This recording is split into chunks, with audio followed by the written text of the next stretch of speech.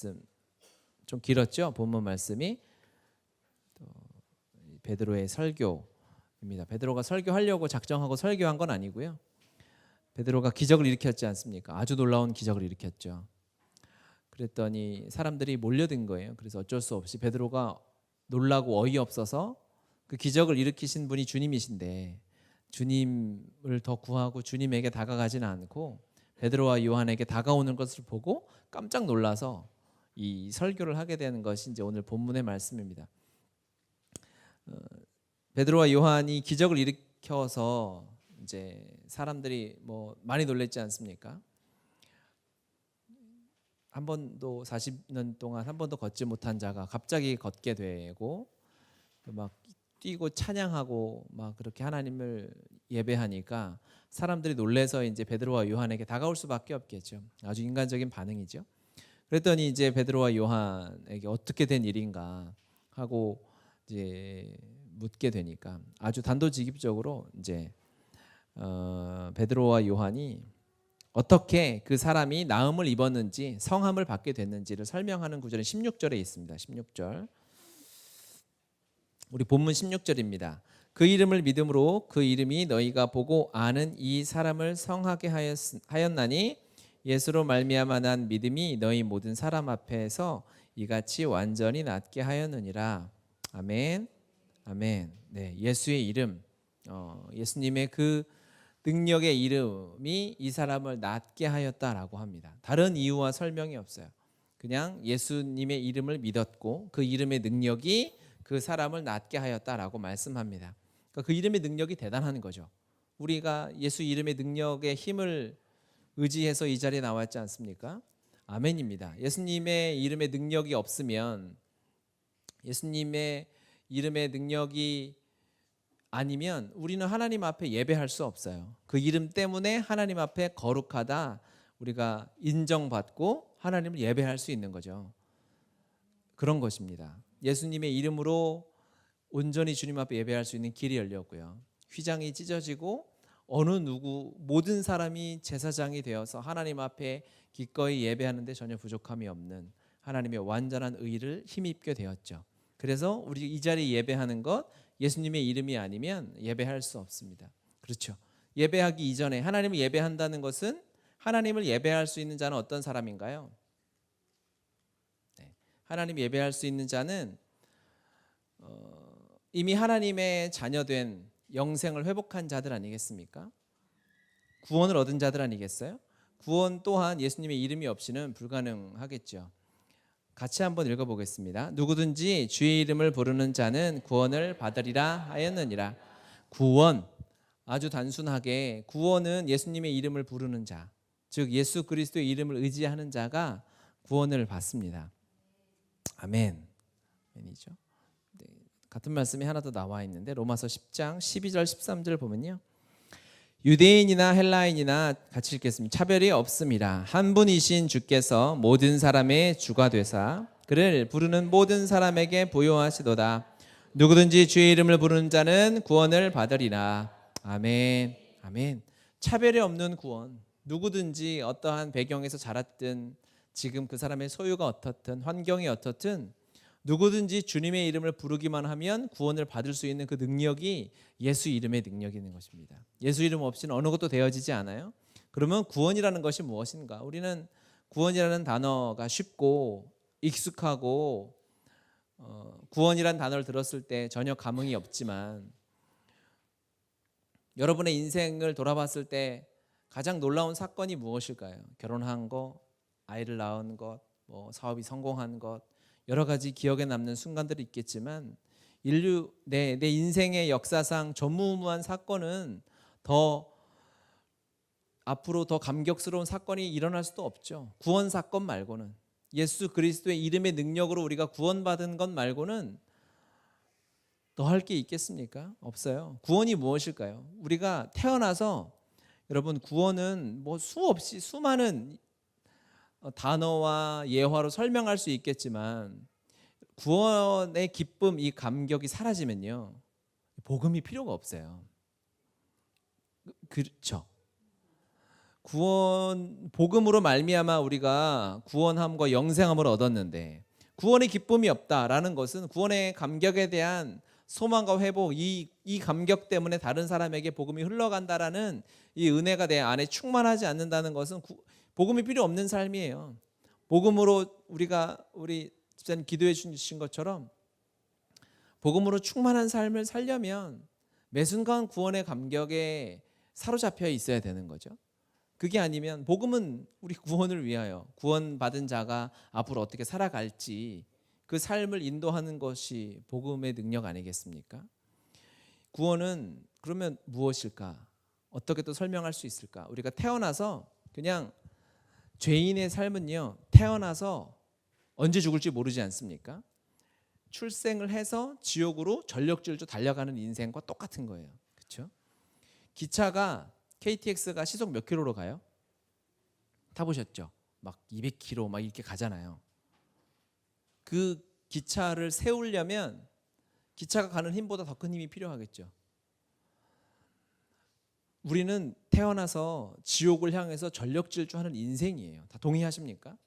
동의하셔야죠. 지옥을 향해서 그러니까 폭포가 우리가 기차는 그냥 세우니까 세워지지만 폭포에서 막 큰 폭포 같은 데 가면은 물이 정말 무섭게 떨어지지 않습니까? 그걸 어떻게 세우겠어요? 그 떨어지는 힘보다 더 큰 힘이 있어야 물이 떨어지지 않게 붙잡지 않겠습니까? 구원은 우리가 지옥으로 딱 출생했을 때 지옥으로 달려가도록 인생이 결정되었고 그런 존재인데 이 관성을 이 힘을 거슬러서 완전히 다른 방향으로 다른 삶으로 이끌어가는 것이 그것이 구원의 능력인 것이죠. 그러니까 방향이 달라서 구원받는 순간 삶이 달라지는 것이고, 그렇죠? 똑같은 과정에서 끝만 다른 것이 구원이 아니라 구원은 방향이 다르죠. 그냥 지옥을 향하여 곤두박질을 치는 인생에서 하나님을 향하여 하늘을 향하여 달려가는 인생이니까. 그러니까 과정이 다르고 내 지금 삶의 현장이 다르고 내가 꿈꾸는 것이 다르고 기도하는 것이 달라질 수밖에 없는 거예요. 이것이 구원의 능력이고 구원받은 자가 살아가는 힘입니다. 이 모든 것은 예수 그리스도 이름 그 하나로부터 시작되었고 출발되었어요. 그렇죠. 여러분은 이미 구원을 다 소유하셨기 때문에 되게 편안하게 엉덩이 쭉 빼고 이렇게 들으시는데 뭘 드라마를 보여주든지 해서 이 감격이 더 우리 안에 살아 있어야 되는데 제 말이 부족한지 성경의 예를 한번 봅시다. 누가복음에 보면 이제 같이 한번 읽을까요? 이르되 모세와 선지자들에게 듣지 아니하면 비록 죽은 자 가운데서 살아나는 자가 있을지라도 하였다 하시니라. 아멘. 이 앞에 말씀이 이제 부자와 거지 나사로 이야기입니다. 부자가 지옥에 갔잖아요. 그리고 천국에 있는 나사로를 보았죠. 그리고 거기서 천국에 있는 아브라함에게 부탁하잖아요. 그렇죠? 저 나사로를 제발 우리 집에 보내서 나는 지금 지옥에 와서 내 인생이 끝났고 이제 고통밖에 없지만 형벌밖에 없지만 이 형벌에서 우리 가족들을 구해주고 싶다. 그리고 우리 집에 갔더니 5 형제가 아직 남아 있습니다. 5 형제가 남아 있다는 것은 가장이 5이면 최소 부인하고 가족이랑 하면 최소 6명이잖아요. 기본 가정이 보통 6명이잖아요. 애 4세 어른.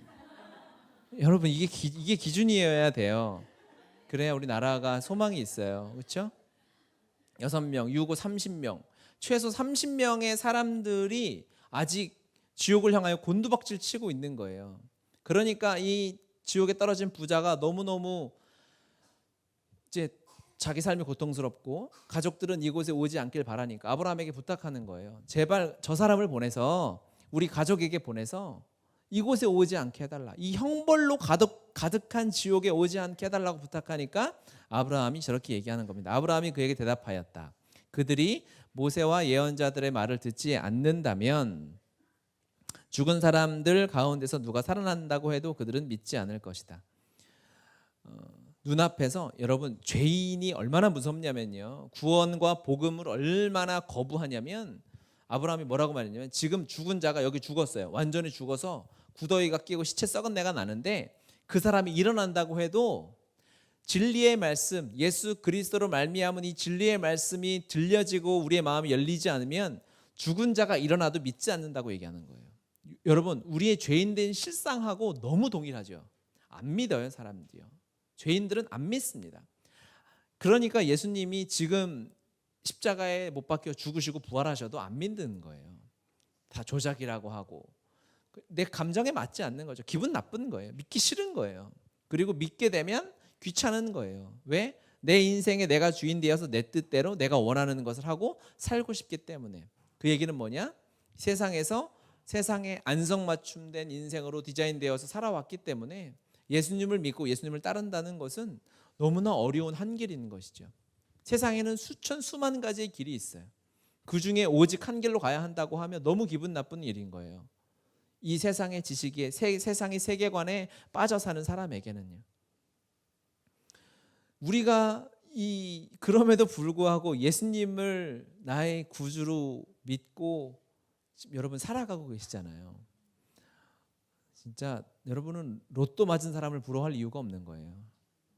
이 놀라운 가능성을 오직 예수 이름이 우리의 이 굳어진 마음을, 여러분, 우리의 고집을, 우리의 아집을, 나의 욕심과 욕망을 다 깨트리고 예수 이름이 내 안에 들어와 주신 거 아니겠습니까? 그렇죠. 고집하면 대단하신 분들 여기 앉아 계시고, 아집, 내 뜻, 내 의지, 내가 하고 싶은 것, 내가 갖고 싶은 것, 이거 하면 여러분 배틀 붙어도 우리 자신이 있잖아요. 그렇죠? 이게 나임을 우린 다 알고 있는데 예수 이름이 이제 집요하게 한 번 가지고 안 되니까, 그렇잖아요. 한 번 내 마음을 치고, 그러니까는 인생이라는 내 자아를 예수 이름 못 믿게 하려고 겹겹이 싸고 있는 거예요. 보호막이 한 겹이 아니에요. 내 자아, 욕심, 문화, 성공, 가족, 그냥 수많은 보호막이 내 마음의 중심을 겹겹이 싸고 있어요. 예수 이름이 그걸 치고, 예수 그 능력의 이름이 치고 또 쳐서 내 마음을 열고 깨트려서 포기하지 아니하시고, 정말 하나님은 자존심도 없죠. 주님은 자존심도 없는 거예요.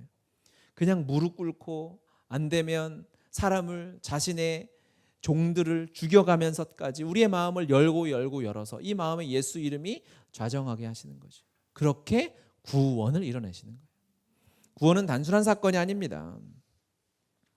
구원은 나의 어떠한 의로움이, 내가 심성이 착해서 그런 수준으로 얻어질 수 있는 것이 아니에요.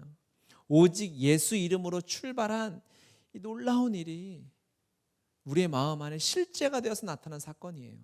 감격스러운 사건이고, 여러분이 설명해도 이게 우리의 이성으로는 설명할 수 없는 하나님의 놀라운 사건이 여러분의 삶에 이미 이루어진 구원 사건입니다. 그렇죠? 여러분의 과거에 일어났던 이 구원 사건이 우리의 삶을 여전히 변화시키고 있어서 내 삶의 실제가 된 사건, 하나님의 자녀로서 예수님의 이름으로 살아가는 이 일이 바로 구원 사건인 것이죠. 그 예수 이름의 능력은 무엇이냐? 바로 이 닫혀진 죄인의 인생, 우리의 마음을 깨트리는 역할을 하는 거예요. 우리의 굳어진 이 동토 같은 우리의 마음이 옥토가 되도록 하는 것이 예수 그리스도의 이름인 줄 믿습니다. 아멘, 아멘. 예수님의 그 이름의 능력이 있다면, 지금까지 우리의 예수 이름의 능력이 우리의 삶을 변화시켜 왔다면, 앞으로 여러분의 삶의 인생에도, 우리의 마음에도 당연히 예수 이름의 능력만이 우리의 인생의 소망이 될 수 있고 변화가 될 수 있는 거예요. 그 이름의 능력을 누가 가질 수 있을까? 당연히 하나님의 자녀된 자, 그 이름을 주기로 결정해서 하나님이 권세 주기로 결정한 자들이 누리게 되겠죠. 좀 이따 나와야 돼. 하나가 없어졌네요. 마태복음 28장 18절에서 20절 말씀 같이 암송하겠습니다. 예수께서 나와 말씀하여 이르시되, 시작. 예수께서 나와 말씀하여 이르시되 하늘과 땅의 모든 권세를 내게 주셨으니. 있네? 그러므로 너희는 가서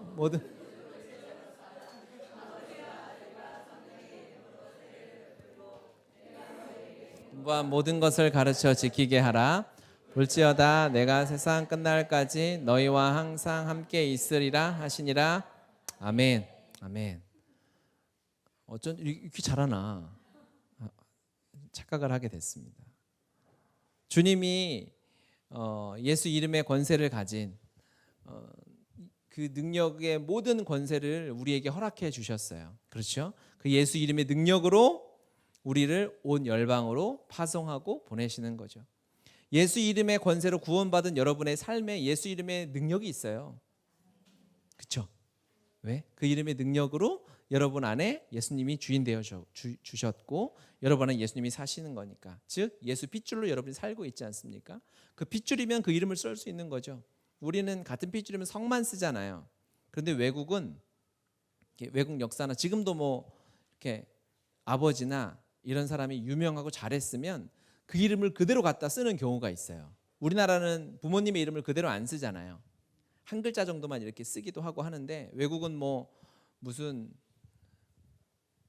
프랑스나 영국의 이런 왕들 보면 뭐 필립 2세, 3세, 4세 이름을 그대로 갖다 다 쓰죠. 지금도 미국은 뛰어난 사람이 있으면 누구 주니어 해가지고 그걸 자기 실명으로 등록해서 써요. 그렇죠? 왜? 같은 핏줄이니까. 그렇게 써도 되는 거죠. 합법적인 거죠. 우리는 예수님의 피값으로 구원받은 내 안에 혈액이 흐르는 게 아니라 주님의 보혈이 흐르고 있는 예수님의 핏줄이지 않습니까? 그러면 우리는 당연히 예수 이름을 가지고 있고 예수 이름의 능력으로 쓸 수 있고 사용할 수 있는 거예요. 그 이름의 능력이 우리를 구원했어요. 그렇죠? 그 구원의 능력이 있으면 이 구원의 능력은 우리 인생을 완전히 바꾸었고 곤두박질 치는 인생이 하늘을 향하는 인생으로 만들었기 때문에 능력이 어마어마한 거지 않습니까? 구원을 바꿨어요. 우리 인생을 바꿨어요. 그러면 그것보다 쉬운 일은 당연히 이 이름의 능력으로 할 수 있는 거죠. 뛰어난 의사는 뼈가 부러져도 고치고 막 하지요. 그런데 그 의사가 여기 살짝 상처난 거를 꼬매지도 못하는 의사는 그럴 수는 없을 거예요. 그렇죠? 엄청나게 큰 능력이 있으면 그것보다 쉬운 일은 당연히 이루어지는 거예요. 예수 이름의 능력이 이 태어날 때부터 이 장애인을 고치는 것은 그 인생의 구원을 바꿀 수 있기 때문에 그것과는 비교할 수 없는 이 세상의 문제들을 해결하는 능력은 당연히 그 예수 이름의 능력 안에 있지요. 그렇죠? 그 이름의 능력으로 우리의 마음의 어려움이, 우리 마음의 안개가, 우울증이, 어려움들이 거쳐지게 되는 것이고, 육신의 질병, 고통 당연히 그 이름 안에서 다 해결받을 수 있는 것이고요. 그렇죠? 그것이 여러분 안에 있어요. 우리 안에 다 있어요. 우리가 그 이름의 능력을 가지고 제자들이 살았던 것처럼 주님의 명령인 것처럼 우리가 그 사람들을 고치고 해야 되는 거예요. 왜 능력이 나타나지 않느냐? 우리가 쓰지 않기 때문에 그러죠. 예수 이름의 능력으로 아픈 자들이 있으면 믿음으로 선포하고 고치고 해야 되는 거예요. 그 이름의 능력을 신뢰함으로, 믿음으로. 이번 주에 한 병원 신방을 갔다 왔는데 제가 왜 갔을까요? 예수 이름의 능력으로 선포하고 고치기 위해 간 거죠. 그냥 위로하러 가면 제가 그냥 가는 것보다 다른 위로할 수 있는 수많은 방법이 있을 것입니다. 예수 이름의 능력을 가진 여러분들이 실제로 예수 이름의 능력을 가지고 예수 이름이 필요한 자들에게 선포하고 그들을 회복하고 고치는 자리로 인도하는 역할들을 해야 돼요. 수없이. 그런데 문제가 있어요. 이게 했을 때 저도 뭐 가끔 아픈 사람들, 심하게 아픈 사람들을 데리고 오거나 그런 사람들 위해 기도해달라 그러면 두려울 때가 있어요. 능력이 안 나타나면 어떡하지? 고쳐져야 되는데, 해결이 돼야 되는데, 그런 생각들이 들죠. 그래서 그럴 때 하는 뭐 이러다가 예수님의 이름 하나님의 영광 가리면 어떡하나 뭐 이런 생각들을 하는데 그거는 우리를 사랑하시는 하나님의 배려예요. 여러분이 예수 이름의 능력으로 치유를 했을 때 바로 고쳐지면 여러분은 어떻게 될까요? 여러분은 바로 이 자리에 올라와요. 능력도 없는 목사는 내려가고 내가 하겠다 해가지고 여러분 그럴 수 있잖아요. 그런 생각 안 해보셨어요? 일어나요. 우리가 교만해질까 봐, 실제로 능력들이 계속해서 내가 한 것처럼 착각되어질까 봐 하나님께서 그것들을 잠깐 유보하시는 거죠. 응답이 없는 건 아니에요. 예수 이름으로 선포했는데 응답이 안 일어날 수는 없어요. 그럴 수는 없는 거예요. 예수 이름의 능력 우리에게 안 주셨으면 모르겠는데 주셨어요. 예수 이름의 권세와 하늘과 땅의 모든 권세를 우리에게 허락하셨습니다. 예수 이름의 능력을 우리에게 주셨어요. 베드로와 요한이 하는 걸 보니까, 바울이 하는 걸 보니까 예수 이름으로 사람이 고쳐져요. 그들이 구원을 받아요. 그 이름을 동일하게 우리가 갖고 있어요. 베드로와 요한은 완전히 죄인으로 태어나서 예수 만나서 변화받은 인생인 것밖에 없어요. 별거 없어요. 우리랑 아주 똑같아요. 그러면 우리도 동일한 예수 이름의 능력을 가지고 있다.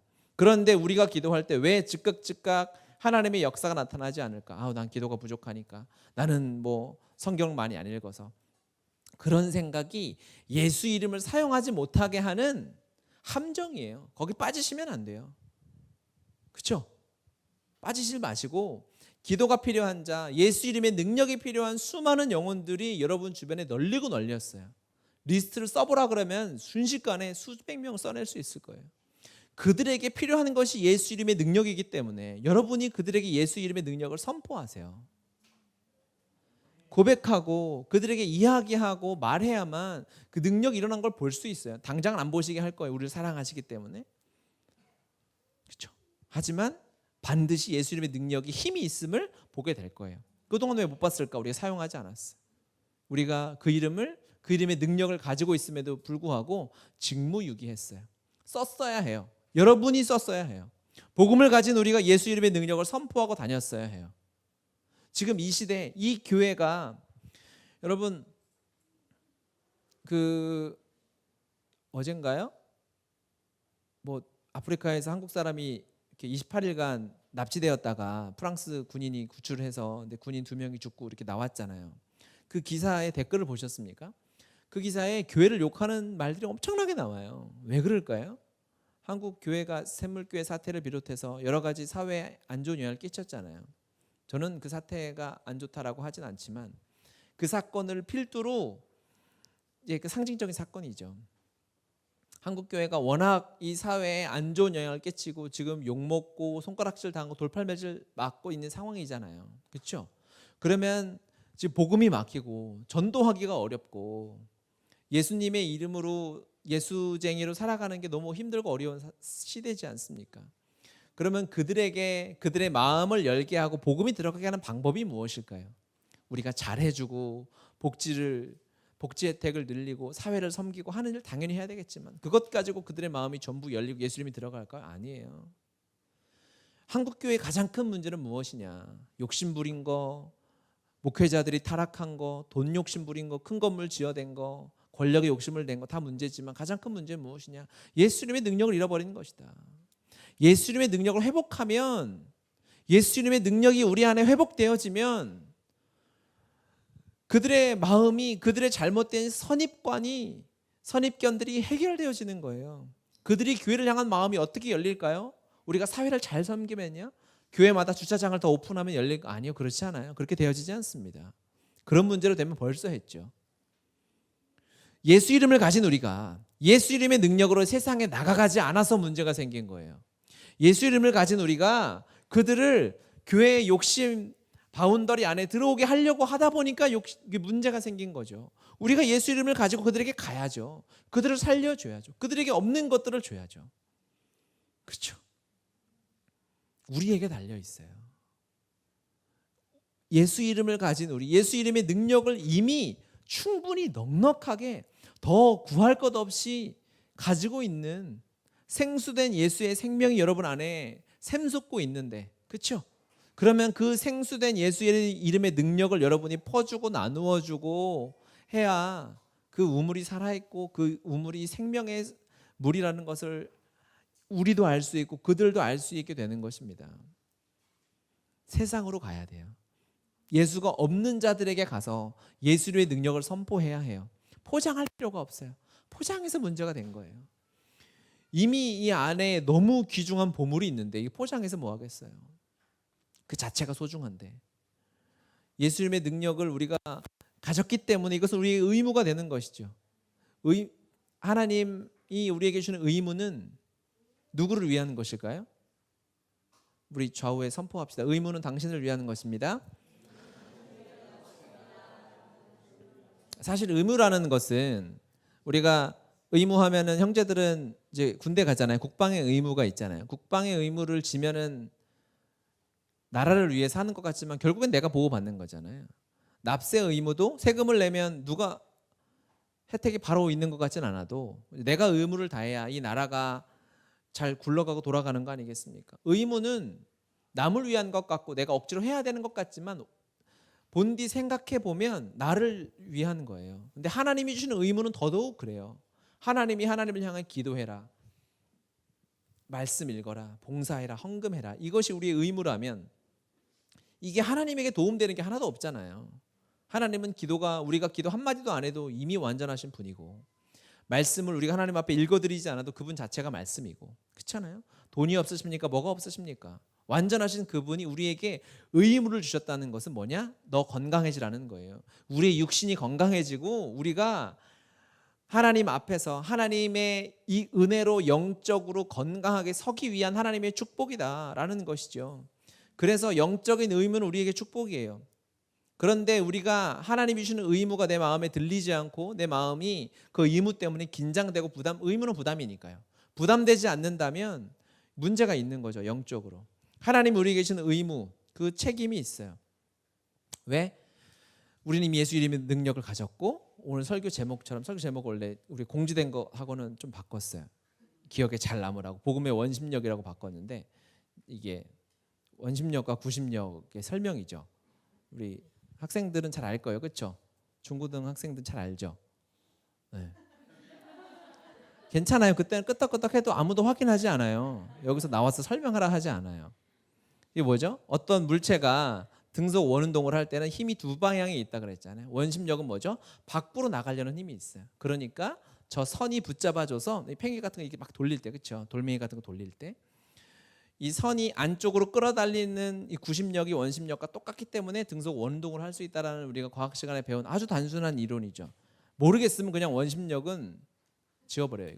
이거 보고 또 헷갈려가지고 시험 들었다고 하기 전에 안 넘어가. 이거 지워요. 지워. 없애.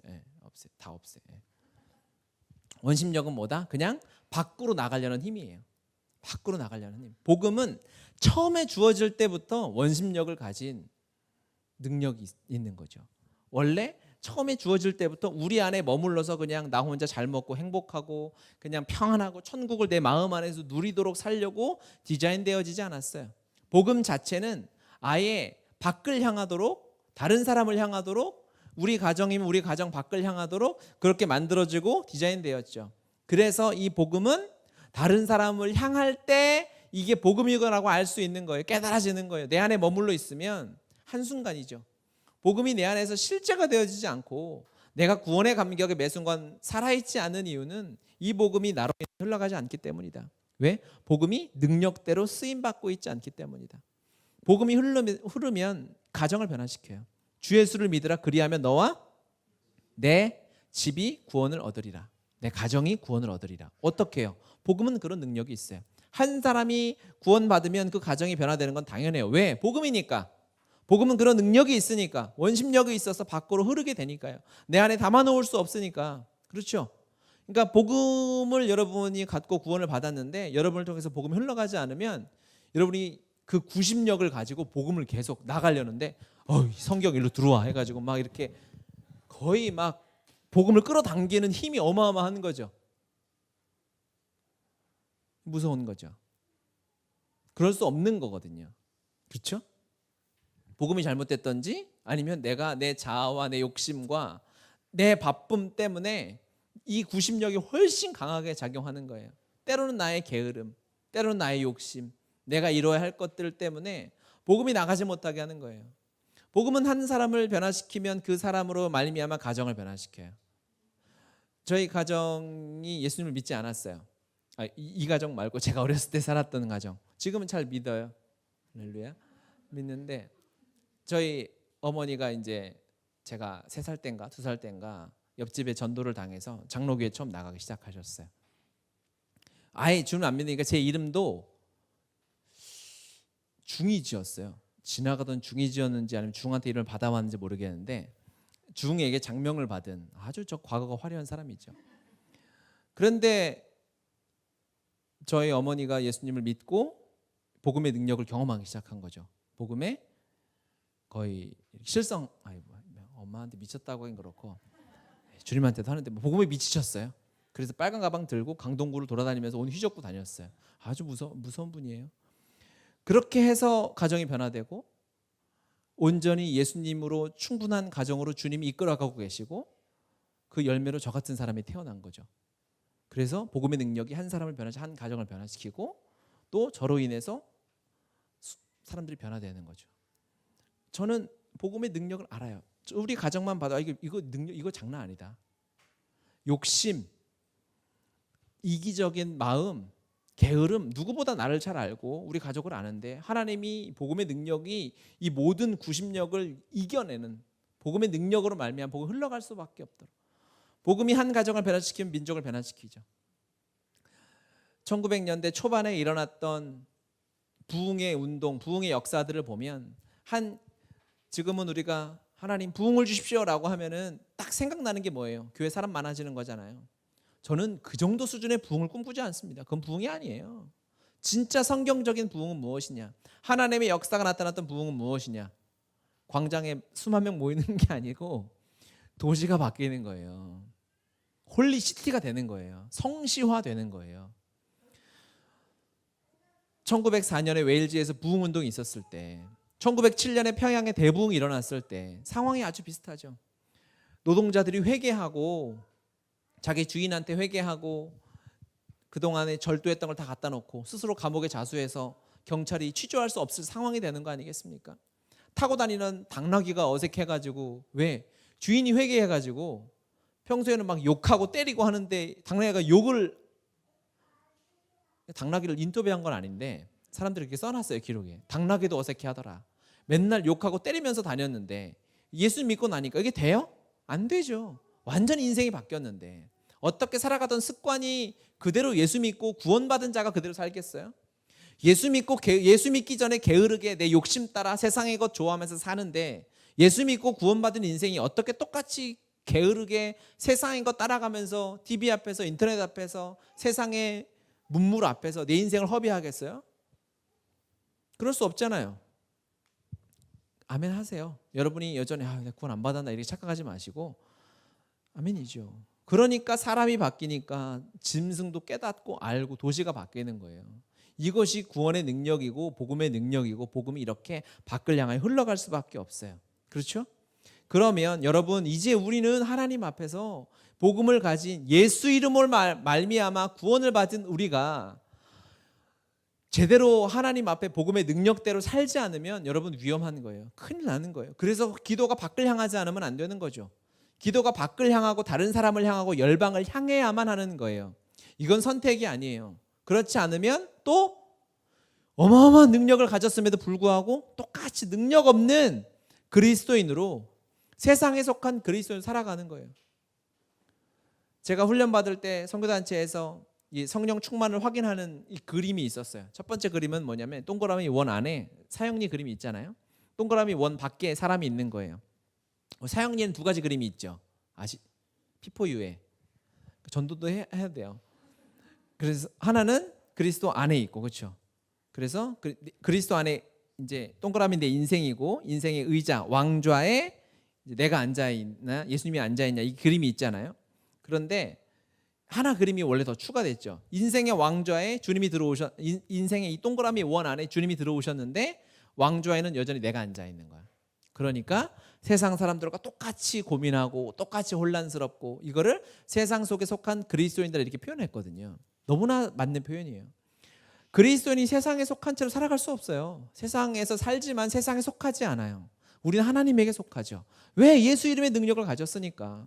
그래서 우리의 기도는 열방을 향해야 하는 거예요. 우리의 기도는 영혼을 향해야 하는 거예요. 이게 믿음 좋은 사람이 하는 것이 아니라 예수 믿는 사람은 당연히 그렇게 할 수밖에 없어요.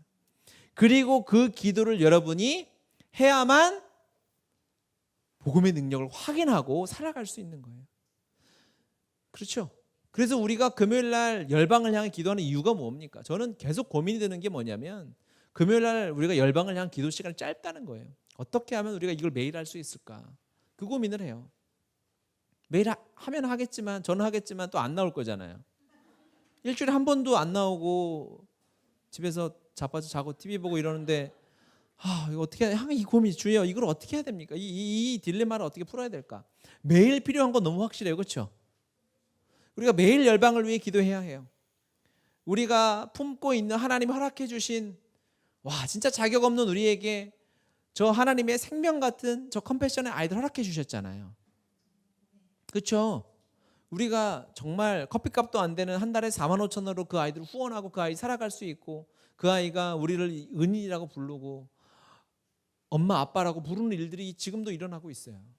이 일을 우리가 어떻게 감당할 수 있겠어요? 예수 이름의 능력으로 우리가 그들을 향해 매일 기도하고, 기도가 당연히 나를 향한, 우리 가정을 향한 기도 필요하지만 이게 밖을 향하지 않으면요, 여러분, 그 사람은 거기서 정체되고 물이 고여서 썩는 거예요. 아무리 생수여도요, 그 물이 계속 퍼나오고 떠야 안 썩는 거죠. 그렇죠? 아주 좋은 우물을 망치는 방법은요, 그 우물에서 물을 뜨지 않는 거예요. 가만 방치하는 거예요.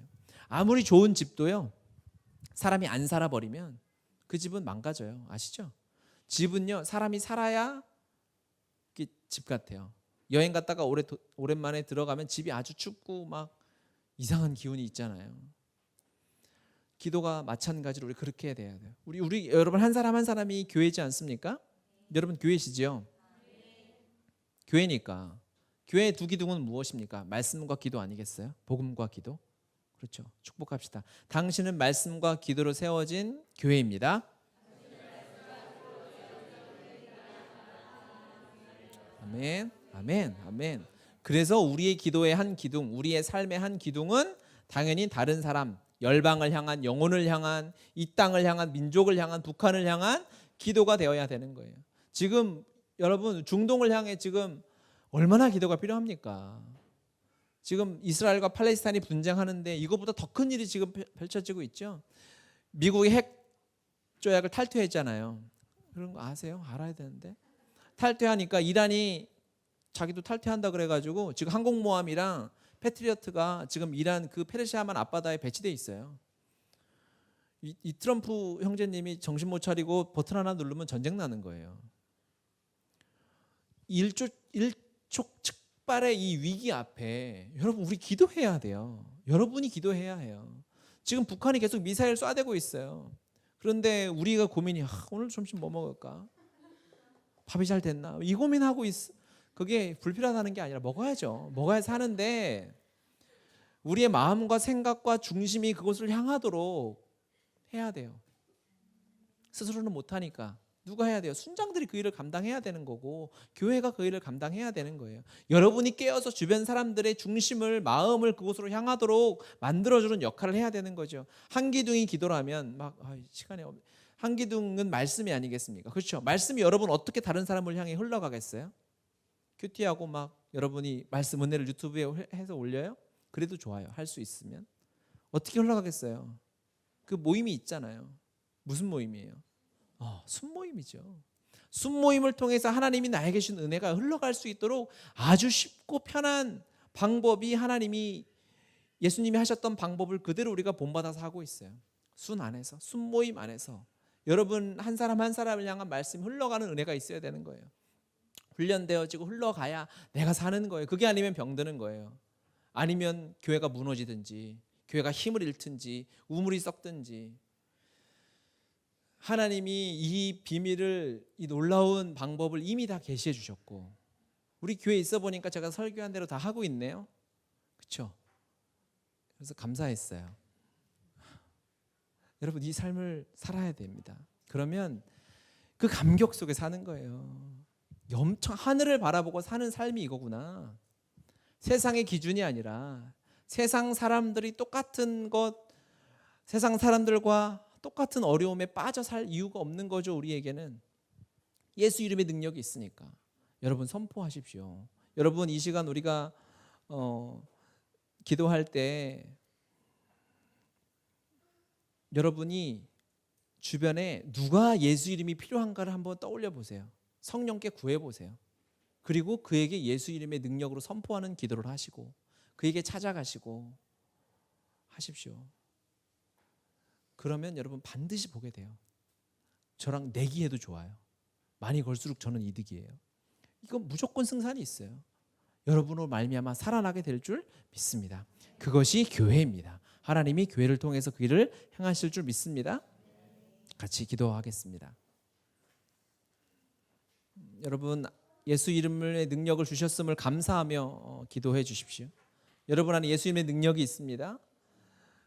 예수 이름으로 말미암아 얻은 구원의 감격이 있습니다.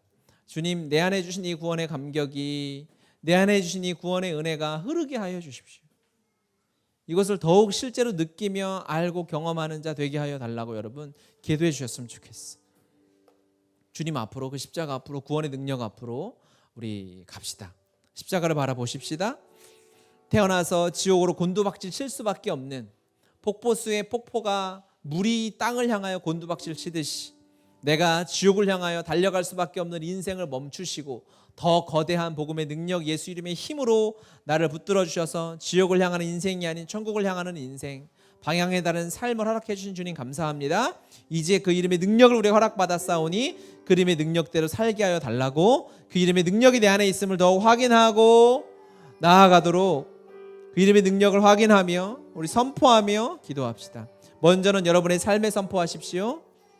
또한 여러분의 마음에 생각나는 사람에게 선포하십시오. 가정에 선포하시고 이 나라에 선포하시고 선포의 통로가 되어 예수 이름의 능력의 통로가 되는 자로 살아가게 해달라고 우리 주님의 이름을 부르며 함께 기도합시다.